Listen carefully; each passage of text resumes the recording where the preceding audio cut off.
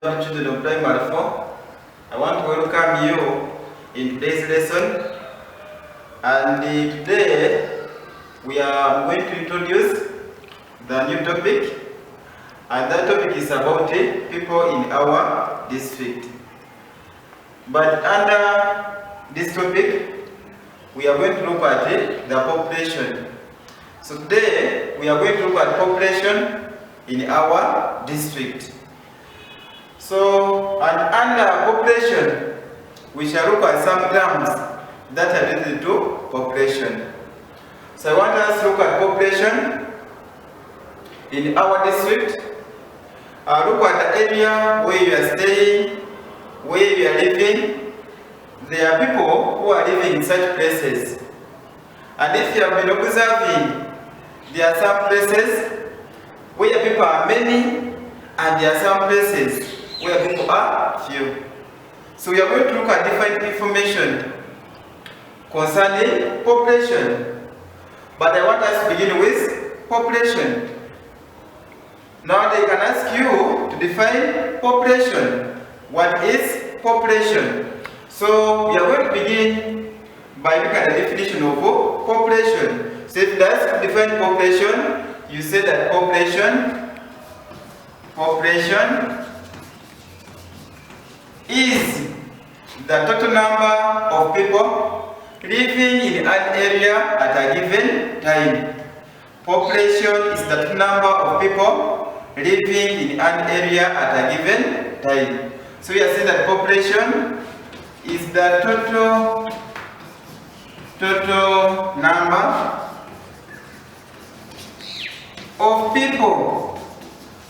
number of people, living in an area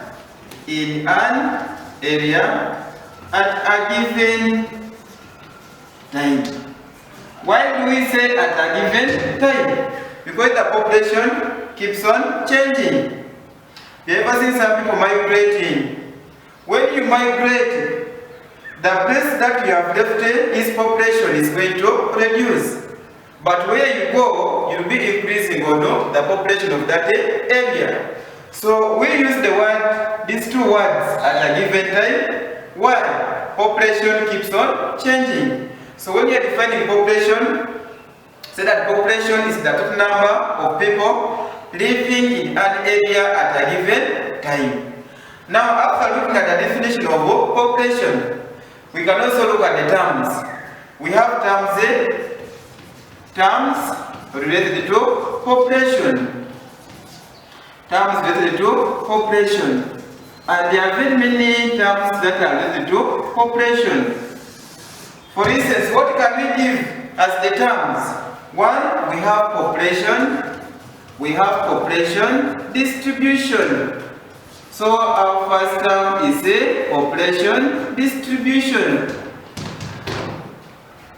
So this is our number one about population distribution. So when we talk about population distribution, here we mean that under population distribution, this is the way how people are spread in an area. Like an example, if you are given two places, like we have our place A, then I'm using stars to indicate the homes. So we have our place A, then we also have place B. Assuming that this one is our second place or village. So we have place A and we have place B. Now if you look at these two places, place A, we can see that place A is densely populated. Why? It has many people. I've said when you're seeing these stars, the star is indicating homes. So if you say 1, now you look at these stars in place A. So if you look at place A will be densely populated. Then when you compare place B, look at the stars in place B. It means that place B is sparsely populated. The word sparsely means few people. Then the word densely means many people. So we have some places in Uganda where the population is high. Then we also have some places in Uganda where the number of people living in such places are few. So when we talk about population distribution is the way how people are spread in an area. So we are saying that population distribution is the way how people are spread in an area, or you can say in a given area. For instance, I've given this example. If you look at place A has many people. Then place B has got few people. Now, if you look at these two places, which one is densely populated? Where we have many stars or many homes. So you find that place A has got many homes. So place A will be densely populated. Then place B is sparsely populated. So our first term is about population distribution. And that population distribution is the way how people are spread in an area. Then you can also look at the second term, which is related to population. The second one is population. We have population density.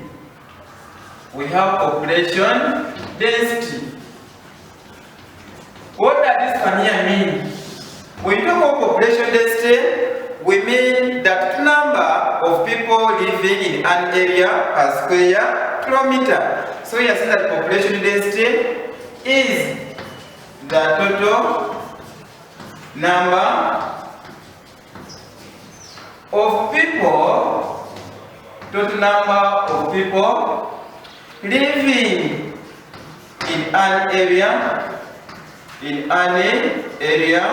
per square kilometer. How many people are living in every square kilometer? So if you look at the places where you are living, if you try to count the number of people, then divide by the area of the square kilometers. There you will be looking for the population density of that area. Like an example, they can see that village A has a population of 2,000 people. Assuming that our village A has a population of 2,000 people, then the number of square kilometers. We can see that the square kilometers, we have 10 square kilometers in that area. So the village is over 10 square kilometers. Then they have to get the population density. So here you are going to get the number of people living in that area. Then you divide by the number of square kilometers. Like an example, you can say that population density, I'm using P and D to mean population density, will equal to the total number of people, divided by area per square kilometer. So now you end up getting our number, which is 2,000 people. So you are going to get 2,000 people. Then you divide by area per square kilometer, which is now 10 square kilometers. Now when you reach here, you are going to reduce. So we have 3 zeros up. We have 1, 2, 3. Then we have 1 0 down. So we are going to remove 1 0 down and also 1 0 up. So now you end up getting 2,000 people divided by 10 square kilometers.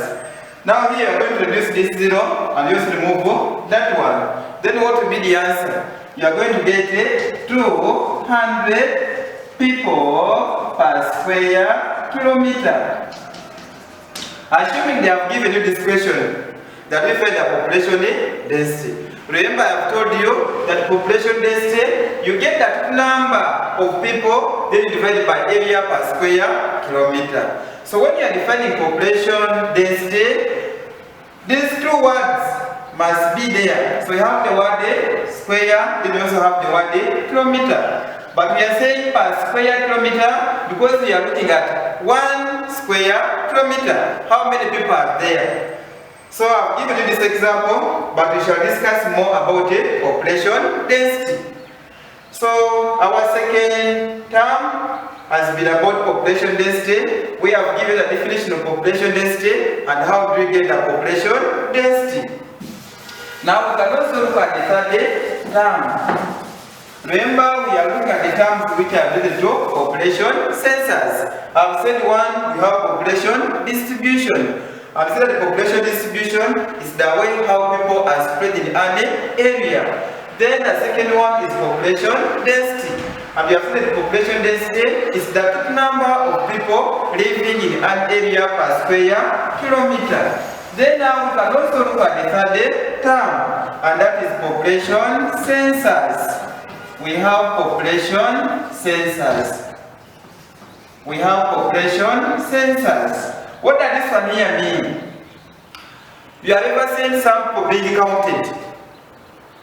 It can be in an area or maybe it was countrywide. So when you talk about population census is the official counting of people in an area or a country. So you have seen that population census is the official. You can use the word official or you can use the word general.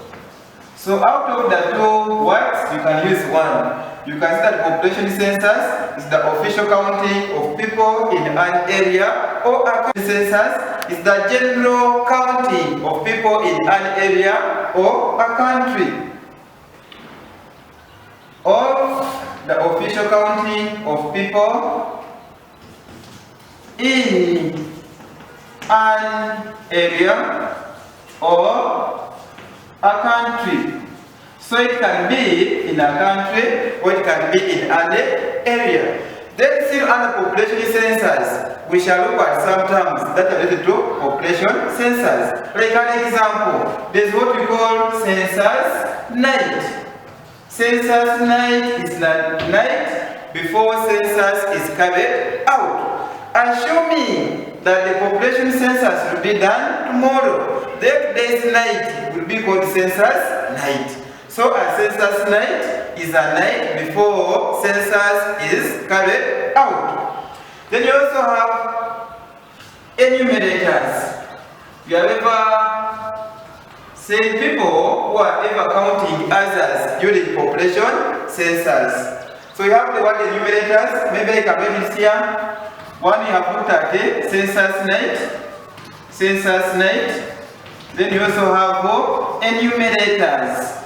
Enumerators. So when I talk of enumerators, these are people who count others during population census. Then we shall also look at the importance of population census. Why does the government of Uganda carry out population census? Then we can also look at term number 4, and that is population structure. There is what we call population structure. Population structure.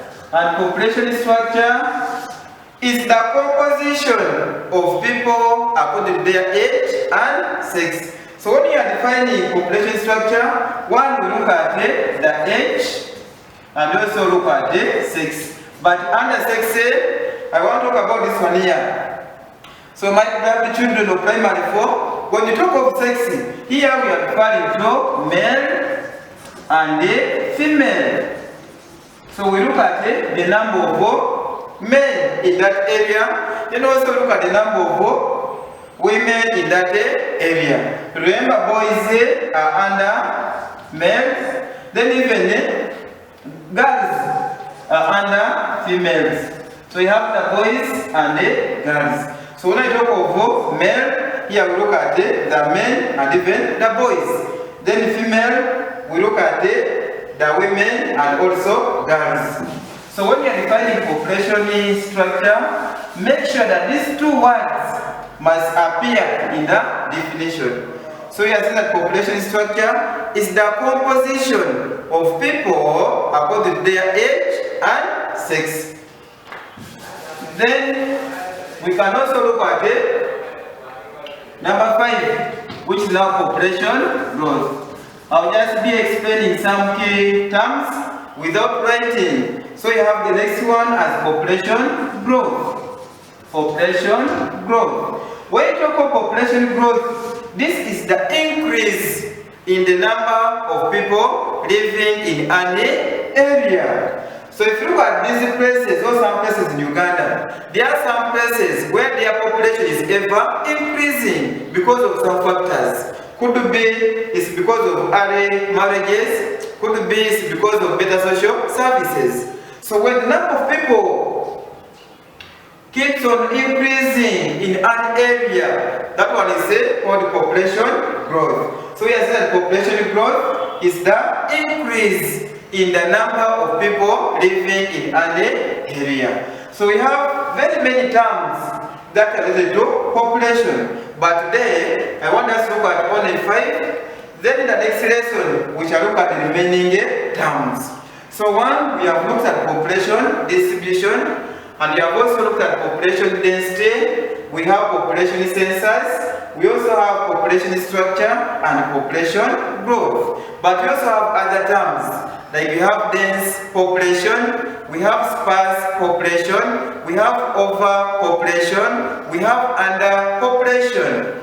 Maybe you are going to find some other terms when you'll find them in the hard copy.